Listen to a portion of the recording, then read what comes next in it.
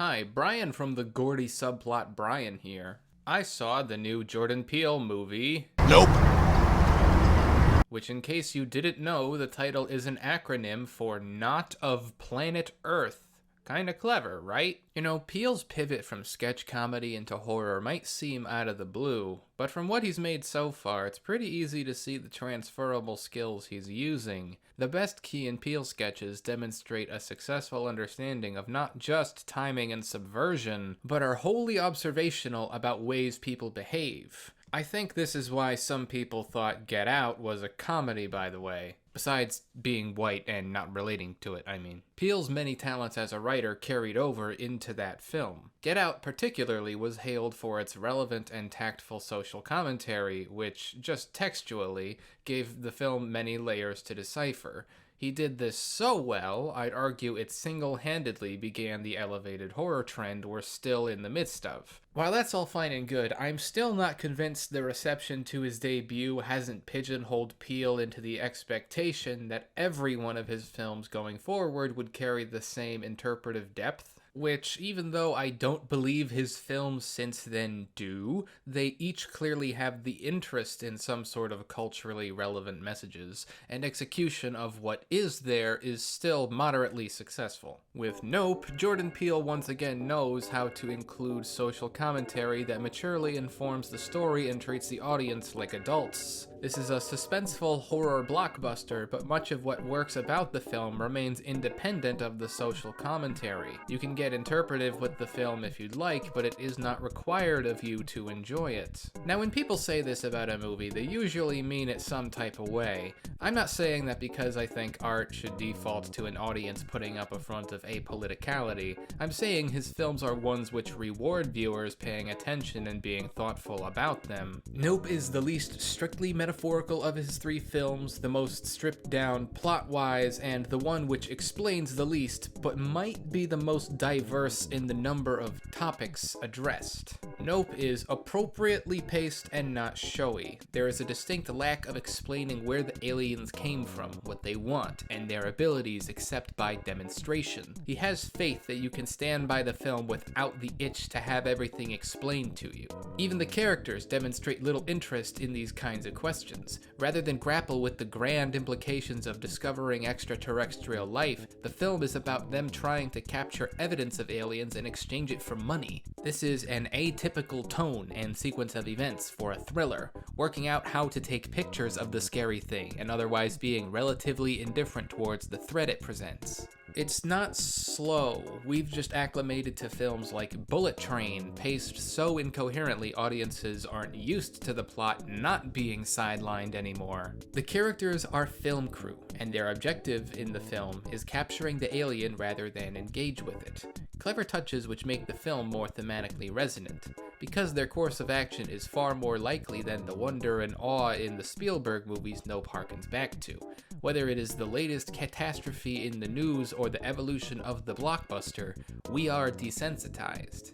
Our first thought is not to react to such revelations as aliens being real. It's, how the f*** can we use this to buy food and pay rent? Now, comparing this to Close Encounters because of the subject matter is the real reason Spielberg is brought up most of the time when talking about this film, but I think there's a little more to it. Spielberg in particular understood that people reacting to seeing real dinosaurs was all the cinematic fantasy you need to propel an entire movie and beguile an audience with wonder.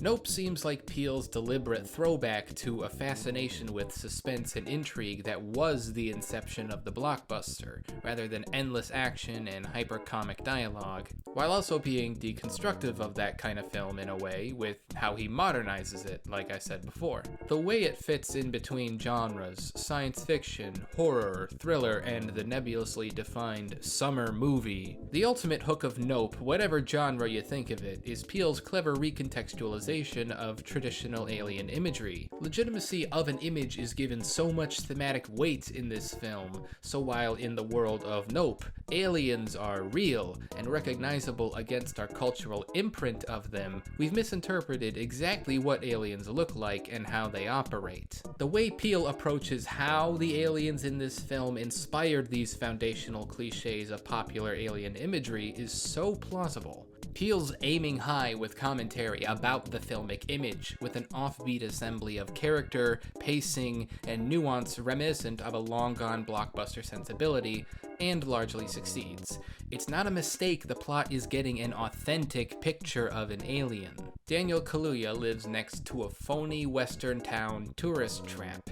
These icons, which characterize our understanding of the Old West, are what attract the most attention. Behind literal closed doors, the man in charge, played by Steven Yeun, is a former child star on a sitcom. What does he know about cowboys? And yet right next door is Kaluuya, descendant of Sally Gardner from Sally Gardner at a Gallop, who is much closer to the Old West reality than Yoon's theme park. Peele says that if aliens are real, media and word of mouth have captured the essence of something, but not the complete picture. Whether the alien is shut down nearby electronics, obscured itself in the clouds, it kicks up dust when close to the ground, or a bug blocks the view of a security camera, the true image is in some way obscured. Maybe you don't care about whether Nope is a meditation on the filmic image or giving power to traumatic events by giving them attention, then the movie is still, it's pretty good. If anything's gonna stick out the most to a modern audience here, it's Keke Palmer. It's not like she hasn't had a good career, but I'm glad she's working with, like, a bona fide A-list director like Peele.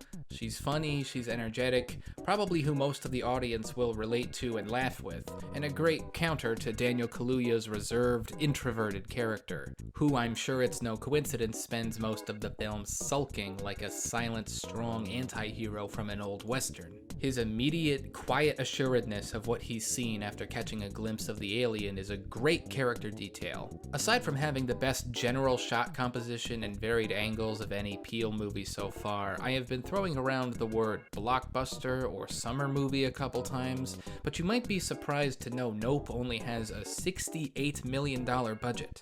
Now, the more they have the alien do, the more it seems like they could have benefited from maybe a few more $1 million. But my point is, Peele gave us a professionally presented, slick film such as Nope, and it's another one of those instances where it's plainly evident how overinflated film budgets are now. Jurassic World 3 cost $185 million. The Gray Man cost $200 million. Bullet Train may have only cost $90 million, but the CGI is atrocious in that film. Nope is trying to be smarter or niche in both story and thematics, more so than those three, but no, not everything works. The characters, in my opinion, are reasonably easy to understand, and periodically throughout the first half, which is mostly character development, it sometimes feels like they're just killing time. And then there are certain sequences which feel obligational or otherwise inconsistent with the film's tone. There's a slowly sneaking around at night followed by a fake-out scene right out of a Blumhouse movie, which kind of felt beneath the film. The unnecessary chapter titles were a bit of a head-scratcher too. And I admit that save a few moments, I seriously call Nope's rewatch value into question. While it has the suspense to carry a theatrical viewing, I feel like it might come across sluggish if you return to it with the film's mysteries already solved. The moments where the film really clicks won't be subject to diminishing returns, but I just get that sense as a whole, which I can't say about Peele's other movies. Unlike Get Out and even to an extent Us, where the film is just as fun to rewatch as it is to talk about with other people, Nope is strictly more fun to discuss, even though I know I said that isn't required of you. It's still good enough to get a very solid 6 out of 10 and dangerously possible for it to move up to a 7, but I'm going to keep it at a 6 for the time being. So hey, did you like this movie more than me, less than me? And if you care to, please tell me.